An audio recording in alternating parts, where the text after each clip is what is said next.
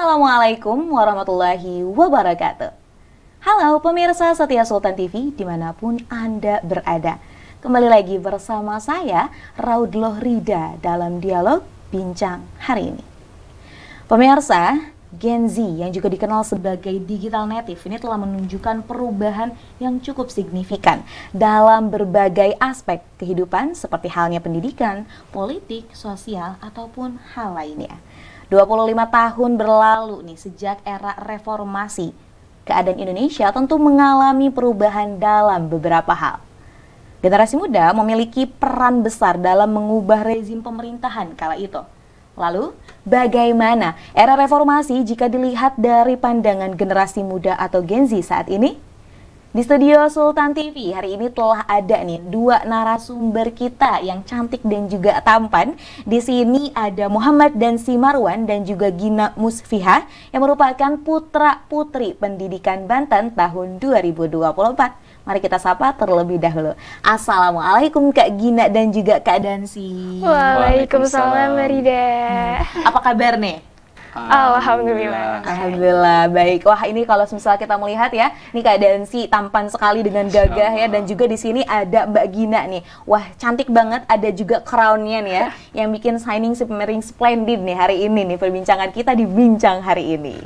Tentunya Kak Dansi dan juga Kak Gina, hari ini nih kita akan membahas isu yang sebenarnya wah ini lumayan panas nih ya gitu kan, dan juga kayaknya memantik nih. Ini terkait dengan reformasi. Nah, selaku generasi muda, tentu kan kita juga perlu melek ya tentang beberapa hal dalam lini kehidupan. Salah satunya tadi sebagai duta pendidikan, of course duta pendidikan melek terhadap pendidikan, dan juga tadi ini nih masalah reformasi yang memang identik gitu ya dengan Indonesia. Tapi sebelum itu kita membahas perihal bagaimana nih reformasi dalam mata Gen Z. Mau kenalan lebih dekat dulu nih sama Kak Gina dan juga Kak Dansi nih. Nah, Kak Dansi dan juga Kak Gina ini merupakan putra-putri pendidikan 2024, betul? Betul. Berarti baru ya? Masih baru. Masih hangat-hangatnya sih. Masih hangat-hangatnya nih kalau kata Kak Dansi. Emang kapan sih finalnya? Final kita di tanggal 10 kemarin, bulan Mei. 10 kemarin? Iya. Wow, ini masih baru banget ya pemirsa. Dan tentunya ketika baru nih kita udah langsung nih Sultan TV, oke, ada generasi muda menginspirasi baru. Kita ajak ngobrol ternyata di bincang hari ini. Nah, aku mau tanya nih satu-satu nih terkait dengan apa sih motivasinya mengikuti Duta Pendidikan Banten. Mungkin boleh dari Kak Dansi terlebih dahulu. Boleh. Sebenarnya motivasi aku dalam mengikuti pageant Duta Pendidikan Provinsi Banten 2024. Yang pertama, karena berdasarkan pengalaman aku juga Kak, masih banyak masyarakat yang minim tentang minatnya belajar atau minatnya berpendidikan. Yang kedua, karena aku juga mengamalkan ilmu yang telah aku pelajari, karena sebagaimana al ilmu bila amalin kalah sajari bila samari Kak. Apabila kita tidak mengamalkan ilmu, itu sama dengannya pohon tak berbuah gitu Kak. Jadi itu ya motivasinya Kak Dansi ini untuk mengikuti ajang putra-putri pendidikan. Selanjutnya, kalau Kak Gina sendiri? Oke, kalau dari aku sendiri ya, kebetulan nih Kak, aku kan merupakan mahasiswa di ekonomi syariah, dan otomatis yang lebih sering berkecimpung di perekonomian seperti itu. Nah, kebetulan salah satu advokasi aku juga terkait ekonomi, dan salah satu permasalahannya adalah pas dilihat nih kayaknya Banten nih masih minim manajemen ekonominya seperti itu. Dan bahkan ini pun dinotit sama Outlook, Indonesian Outlook yang dilakukan di CNBC pada tahun 2024 di kisaran bulan Februari saat itu, dan ternyata emang Banten itu masih jauh seperti itu terkait manajemen ekonomi.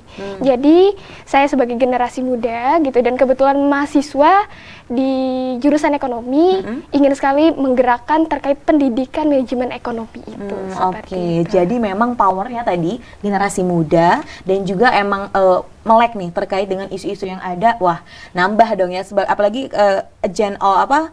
generasi ataupun agen perubahan nih kan ya. Jadi pasti punya power yang lebih, betul? Iya, betul. Nah, selama ini nih apa aja sih kesibukannya? Mungkin Kak Dansi terlebih dahulu.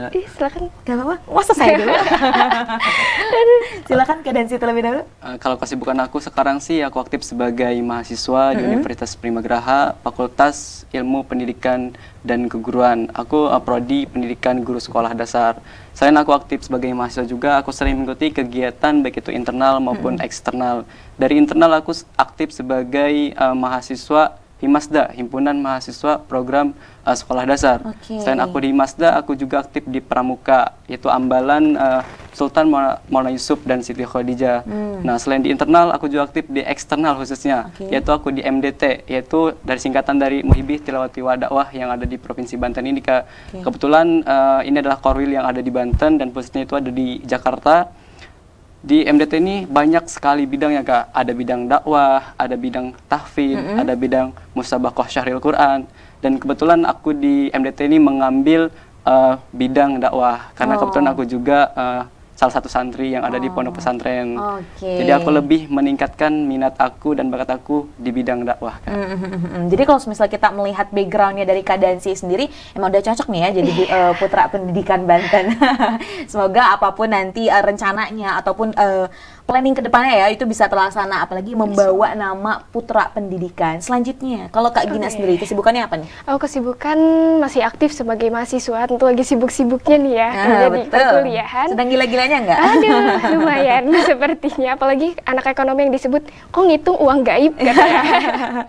Ya itulah, dan kebetulan untuk aktif di organisasi luar juga, saya bergabung di Genbi atau Generasi Baru Indonesia, yang merupakan kumpulan dari komunitas penerima beasiswa dari Bank Indonesia. Seperti itu.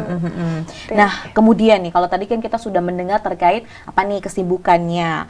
Kalau tadi kan udah dengar juga motivasi dari Kak Dansi dan juga Kak Gina perihal mengikuti Putra Pendidikan Banten. Selanjutnya, boleh dong ceritain mungkin perjalanannya. Aku yakin sih nggak bakalan semudah itu gitu ya. Boleh dari Kak Gina, silakan. Untuk perjalanan menjadi seorang putri pendidikan Provinsi Banten di tahun 2024 ini sangat panjang tentunya ya. Dari awal pendaftaran, administrasinya, lalu audisi, prakarantina, karantina sampai ke grand final itu benar-benar wah, saya harus effort banget nih. Saya harus berjuang banget nih, harus mempersiapkan diri seperti itu. Dan di perjalanan yang paling fokus itu yang emang benar-benar harus kita siapkan adalah memang dari diri kitanya sendiri. Dan kembali lagi kepada niat kitanya sendiri, apakah kamu ikut duta pendidikan ini hanya untuk mendapatkan suatu gelar, ataukah kamu ingin menjadi seseorang yang berkontribusi di pendidikan Provinsi Banten, seperti itu. Dan sebelumnya juga karena alasan saya mengikuti duta pendidikan adalah terkait minimnya manajemen ekonomi di Provinsi Banten, jadi ini adalah wadah yang tepat seperti itu tuh. Untuk duta pendidikan, merealisasikan program ataupun inovasi yang kebetulan Gina miliki. Baik, wah emang ya perjalanannya tentu juga membawakan hasil yang memuaskan ya. Betul. Hingga akhirnya dia dinobatkan menjadi Putri Pendidikan Banten 2024. Selanjutnya, kalau Kak Dansi sendiri, bagaimana nih cerita perjalanannya selama mengikuti kegiatan pemilihan duta pendidikan, Putra Putri Pendidikan Banten? Kalau menurut aku, kalau di perjalanan aku sendiri, Kak, karena ini adalah pageant pertamaku di kedutaan yang berbeda dengan Kak Gina, yang kalau Kak Gina ini pageant keempat, Kak, ya? Ketiga sebenarnya. Oh, ketiga. Nah, kalau aku keempat, jadi aku lebih mempersiapkan mental, Kak. Dan aku juga lebih nurut apa yang dikatakan oleh panitia. Dan aku juga meminta terima kasih banyak kepada panitia, terutama Kak Pian, Kak PJ, Kak Rizky, Kak Yasmin, dan Kak Anjani, yang telah membantu saya dari awal sampai saya sekarang duduk di sini sebagai Putra Pendidikan Banten 2024. Wow ya, tentunya segala usaha itu akan memberikan hasil yang terbaik ya kepada manusia ketika memang sudah berusaha semaksimal mungkin. Nah selanjutnya, kalau tadi kan kita udah berbicara tentang bagaimana nih latar belakang, kemudian juga cerita motivasi. Apa sih duta pendidikan itu sebenarnya? Boleh? Duta pendidikan itu sebenarnya isinya tuh para generasi muda yang memiliki kekhawatiran ataupun memiliki keluhan ataupun mereka yang memiliki ide terkait pendidikan. Jadi duta pendidikan ini mewadahi bagi mereka yang ingin berkontribusi di pendidikan seperti itu. Dan juga insya Allah dari duta pendidikan ini juga harapannya ke depannya akan memberikan dampak yang besar dan peningkatan pendidikan di Provinsi Banten. Ya, tentunya itu adalah makna Duta Pendidikan hadir di Provinsi Banten. Selanjutnya Kak Dansi. Kalau Kak Dansi nih memandang Duta Pendidikan nih atau putra-putri pendidikan nih apa sih? Kalau menurut aku, Duta Pendidikan itu pageant yang berada di bidang pendidikan yang di bawah naungan Yayasan Pemuda Prestasi Indonesia dan Duta Pendidikan Indonesia yang ada di Bandung. Nah, Yayasan Pemuda Prestasi Indonesia ini sebagai pionir pageant yang mewujudkan generasi atau provinsi-provinsi yang ada di Indonesia untuk memiliki karakter yang kreatif, kritis, dan memiliki daya juang yang tinggi. Dan Duta Pendidikan Banten yang ada di Provinsi Banten ini merupakan wadah bagi generasi yang ada di Provinsi Banten yang mau berkontribusi dalam bidang pendidikan. Oke, jadi itu ya maknanya. Dan ternyata juga tadi ada di bawah naungan dari apa tadi? Yayasan Pemuda Prestasi Indonesia dan Duta Pendidikan Indonesia. Nah, apakah ini akan berlanjut ke tingkat nasional? Tentu. Wah, tentu ya. Kapan nih? Ke tingkat nasional kita bakal di bulan Agustus. Di bulan Agustus. Wow, kita doakan semoga dapat mendapatkan hasil yang terbaik nih. Nah, kalau tadi kan udah bicara tentang Duta Pendidikan atau putra-putri pendidikannya, programnya. Meskipun ini baru ya, pasti kan sudah apa ya, ibaratnya kalau anak zaman sekarang nih kalau mau daftar sesuatu pasti akan ini dulu lah, kepo-kepoin dulu. Kira-kira apa nih program yang memang dicanangkan oleh putra-putri pendidikan Banten? Silakan, boleh siapa dulu? Siapa dulu? Boleh kok. Nah, kalau dari program, sebenarnya dari Duta itu mempunyai programnya masing-masing tersendiri, Kak. Oke. Nah, kebetulan dari program aku yaitu Rumah Anak, yang dimana di Rumah Anak ini aku mengambil tema Increasing Learning and Renewal Moral. Yang mana sebagai pengalaman aku juga bahwa masih banyak masyarakat yang belum mementingkan pendidikan dan pembaharuan akhlak yang bisa kita lihat bahwa akhlak pada remaja sekarang masih minim, Kak ya. Padahal kan Rasulullah itu pernah bersabda, Innamal bu'istu liutamil makarimil akhlak. Sesungguhnya aku diutus ke muka bumi ini hanya untuk menyempurnakan akhlak manusia gitu kan. Oke, jadi itu ya salah satu program yang memang tadi dicanangkan nih oleh Dansi juga, Rumah Anak.